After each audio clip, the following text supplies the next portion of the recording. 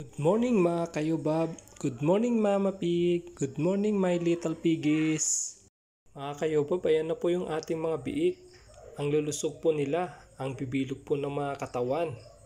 Ang sarap po nilang tingnan, nakakawala po sila ng stress.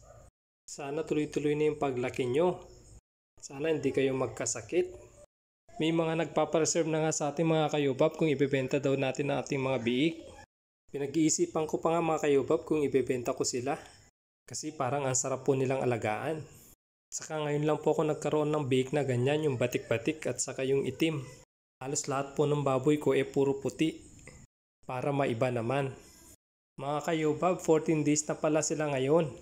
Ang gagawin po pala natin ngayon is bibigyan po natin sila ng iron. Bali booster shot na po o kaya second dose po sila. Ang first dose po pala nila ay nung 3rd day po nila. At ang second dose naman po ay ngayong 14th day po nila. Kaya po tayo nagbibigay po ng iron kasi po ang gatas po ni Mama Pig ay kulang po sa iron. Last na bigay po natin yan ng iron.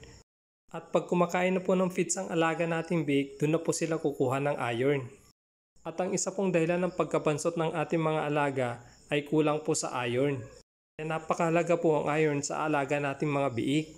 Kaya huwag po natin kalimutan magbigay ng iron sa ika-3rd day po ng ating biik at susundan naman po sa ika-14th day po ng ating mga biik.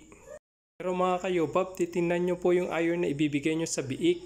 Titingnan nyo po kung 10% o kaya po 20%.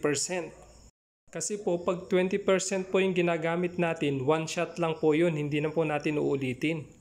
Pero po ang ginagamit ko po ngayon is 10% lang po. So nagbibigay po tayo ng first dose at saka po second dose. Ang iron po na ginagamit ko ay nasa dulo po ng video, pa-check na lang po.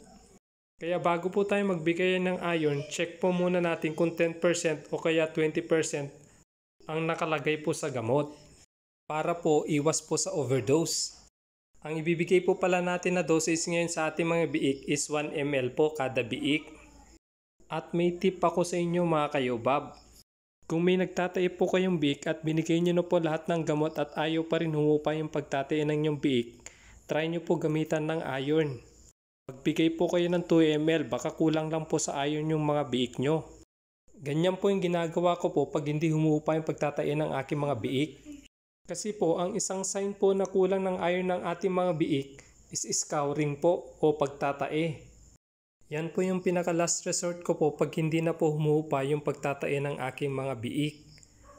At ito po yung mga ginamit ko po. 1 ml po na syringe. Tapos po ang iron na ginamit po natin is Jectran Premium. 1 ml po kada biik. Gumamit din po tayo ng alcohol pag disinfect po bago po natin turukan yung mga biik.